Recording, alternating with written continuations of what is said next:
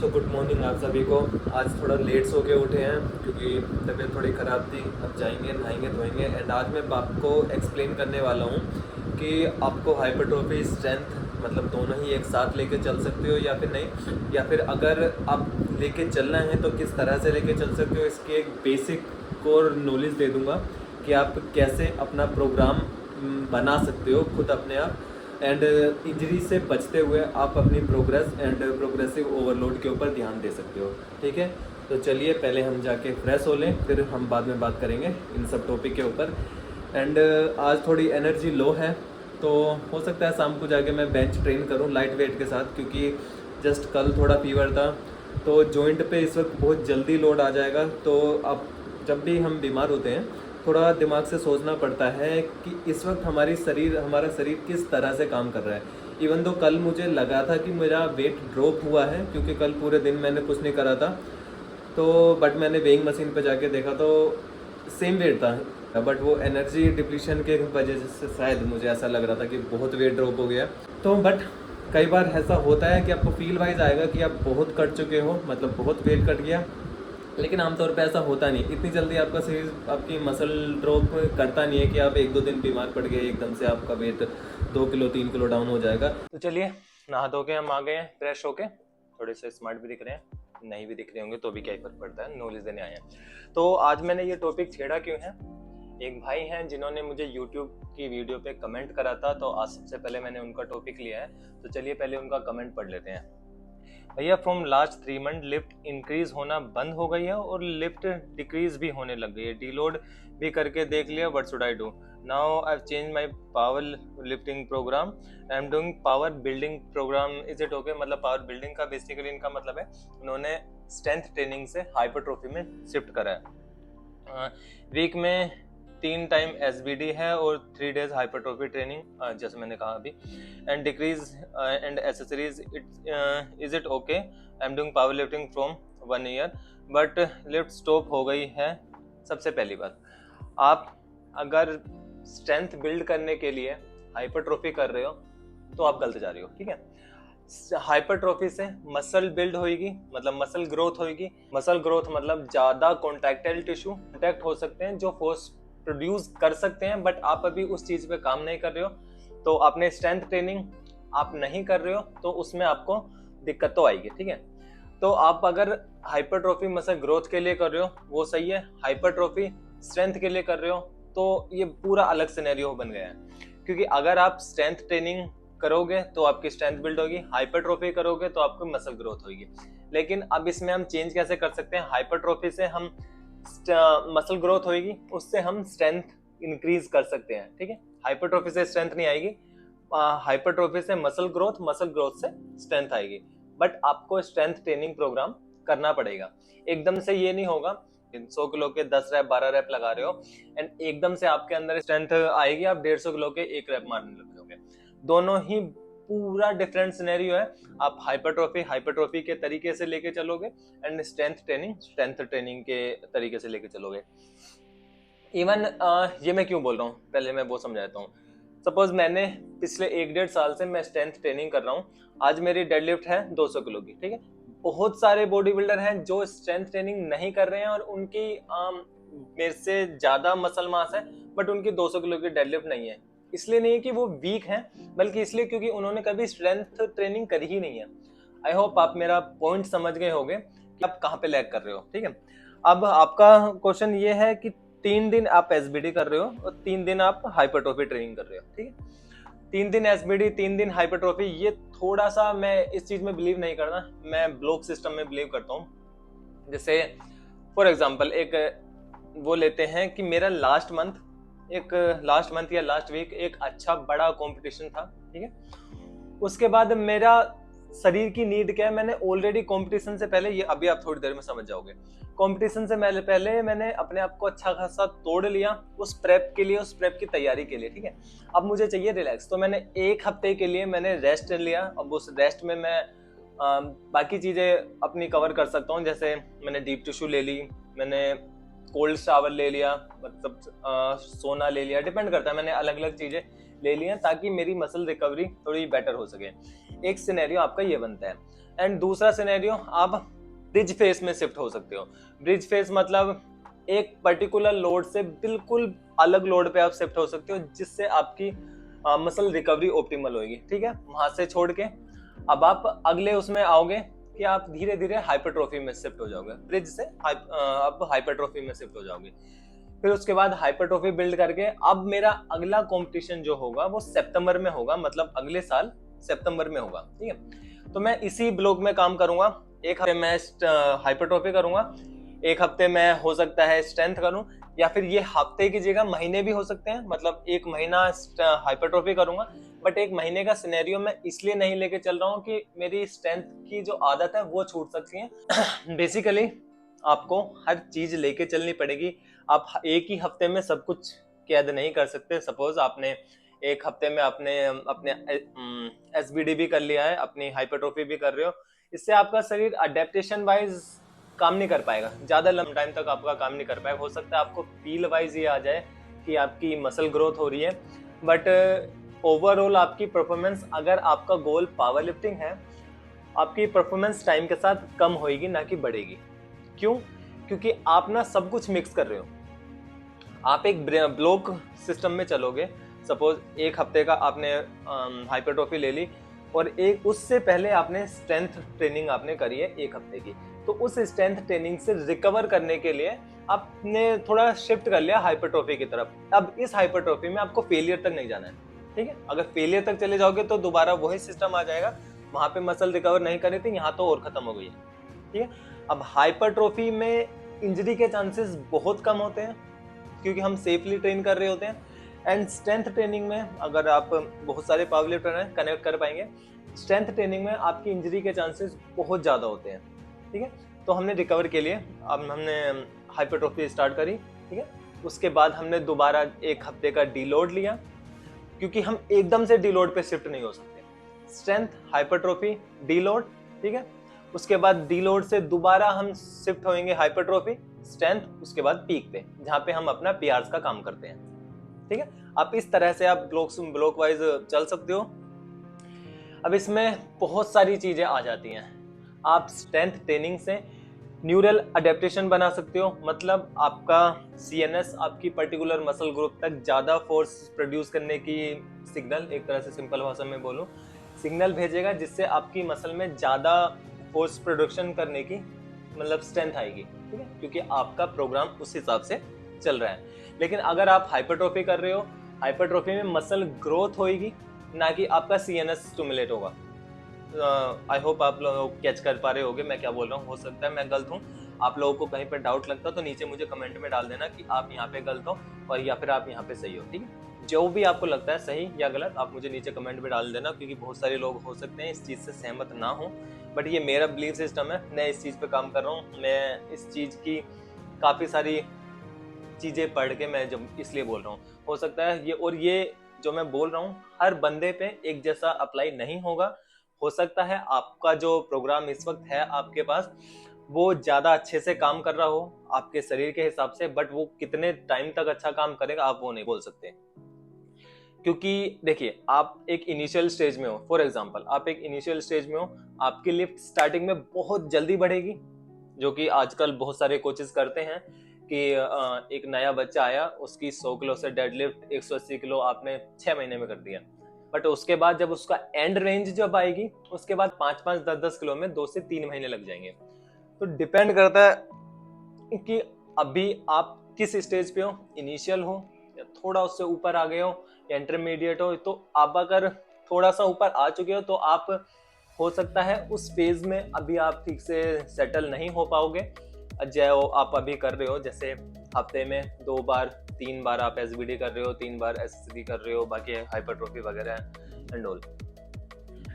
तो मेरा पॉइंट ये है, अपने आप को देखो कि आप किस तरह से आपका रिजल्ट बन पा रहा है। ठीक है, एंड किस तरह से आपका मतलब आपकी परफॉर्मेंस बढ़ रही है।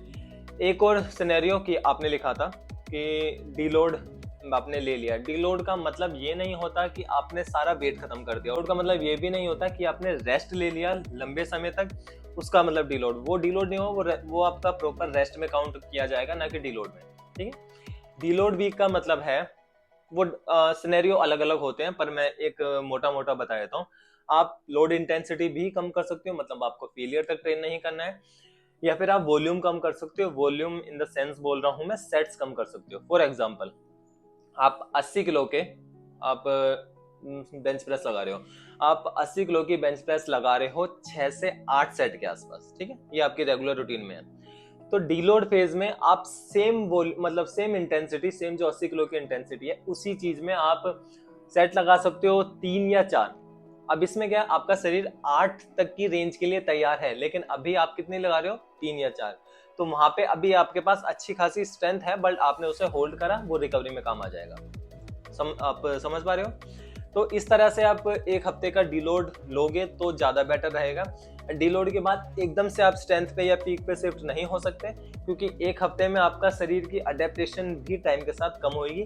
तो ये भी हो सकता है कि एक हफ्ते में आपका शरीर और जल्दी बाउंस बैक के लिए तैयार हो। वो डिपेंड करता है पर्सन टू पर्सन कि आपका शरीर किस हिसाब से काम करता है और आपने किस हिसाब से उस चीज को ट्रेन कर रखा है। कमरे में दर्द हो गया। तो आई होप आप समझ गए होंगे। तो अब यहाँ से खत्म करते हैं ये टॉपिक।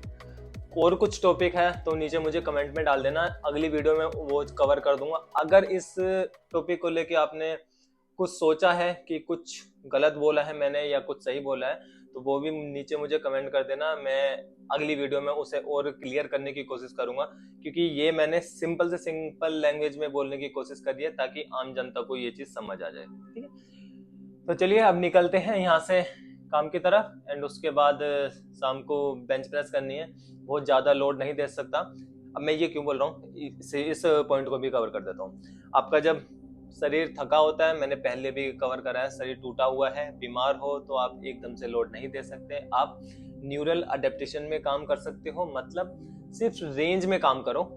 ठीक है, कि जस्ट फॉर पंपिंग आप रेंज में काम कर सकते हो, क्योंकि मसल उस वक्त बहुत अच्छी कंडीशन में नहीं है कि फोर्स प्रोड्यूस कर पाए। जस्ट आप बीमार पड़े हो, तो आप काइंड ऑफ अपने आप को स्टिमुलेट करने के लिए अपने एक, आप लोग समझ सकते हो जो बंदे एथलीट हैं उनकी एक एक ट्रेनिंग प्रोटोकॉल कैसा होता है कि कल की ट्रेनिंग यार मिस हो गई, आज करूँगा, तो वो वाला काइंड ऑफ माइंडसेट। ठीक है, तो वो आप कर सकते हो, लेकिन आपको अपनी इंटेंसिटी मॉडरेट या कम पे रखनी पड़ेगी, मॉडरेट या फिर लो पे रखनी पड़ेगी आपको अपनी इंटेंसिटी, ताकि आपकी जॉइंट पे पेन ना है। सो लेट्स इट, निकलते हैं काम के लिए। मिलेंगे आपको शाम को जिम में सीधा। को आपका पॉइंट जो समझना था वो समझ आ गया है, तो आप वीडियो यहीं ड्रॉप कर सकते हो, यहीं से आप छोड़ के जा सकते हो। अगर आपको मेरी बेंच देखनी है तो वीडियो को एंड तक देख लेना। चलिए हम यहाँ से निकलते हैं काम की तरफ। ठीक है, मिलते हैं आपको बाद में। निकल लिए हैं काम की तरफ, बहुत धूप हो रही है। एंड ये रही मेरी गाड़ी, कल को इस वाले टायर में पंचर हुआ था, वो ठीक कराया था। थोड़ा सा काम रह गया था, वो आज के लिए टाल दिया था, बट लग नहीं रहा कि अब आज भी हो पाएगा, क्योंकि एक बंदे का काम नहीं है और भैया यहाँ पे है नहीं। चलो देखते हैं जो भी होता है।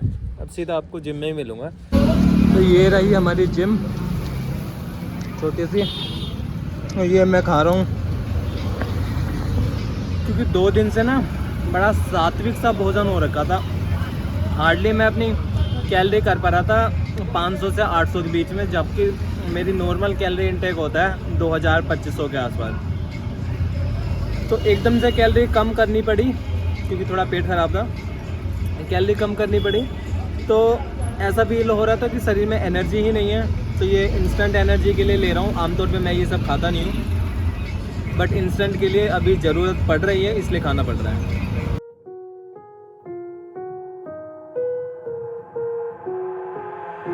I've got an itch I can't scratch, I'm missing a piece that completes a whole part of me, an open wound scar to see.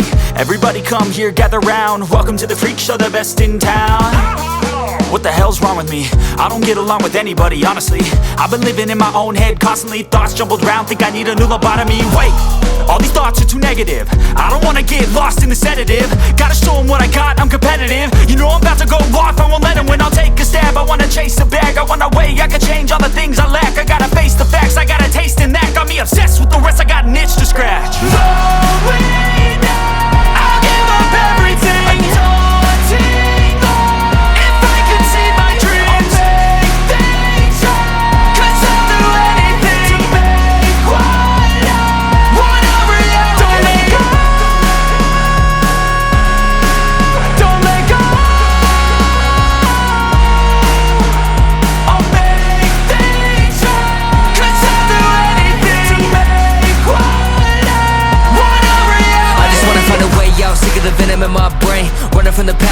escape my pain. I just wanna be a better person, I deserve this, I just wanna break these chains. Always destined for greatness, true to myself, I never fake it. Seen too many ones that are so they get famous, and when I say the truth, most really can't take it. In spite of everything I've been through, I'ma make it. Fake friends, but on my downfall is toxic. Day one, started to outlaws for profit. Now all I do is write verses, no talking. All I do is put the work in, no option. This was everything I ever wanted. Created a legacy off of me, just being honest. And the fake ones hate, but it's all to no avail. They wanna see me lose, but you know I never fail.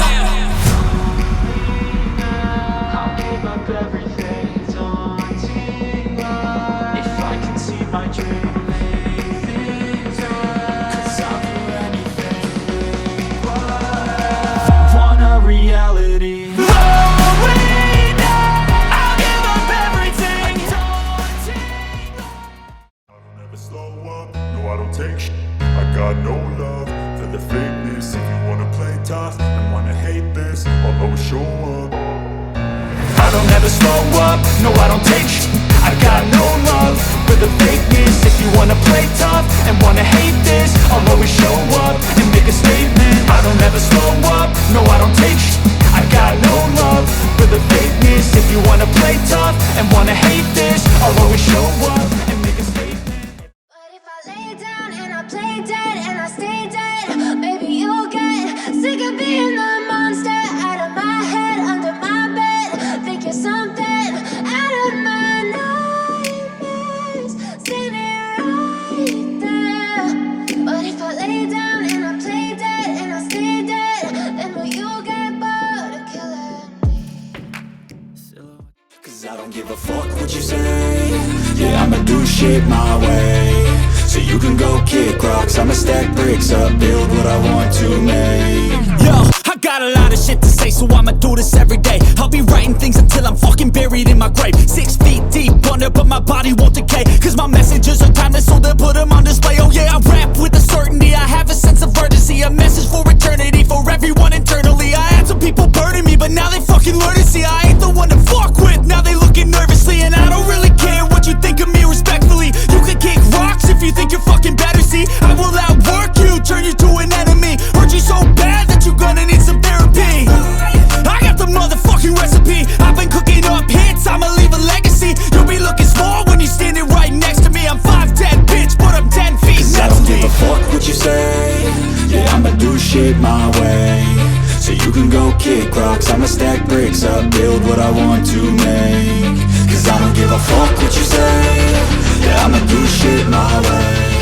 So you can go kick rocks, I'ma stack bricks up, build what I want. And आज मैंने सिर्फ 2 exercise करी हैं, जिसमें मैंने late bench press और incline करी है बस, क्योंकि इससे ज़्यादा फिर करने की ताकत नहीं बची थी। लेट बेंच प्रेस में मैंने ओवरऑल अगर मैं वार्म अप वगैरह सबको लगा के बात करूँ तो मैंने 7 सेट करे हैं। एंड मैंने इंक्लाइन बेंच में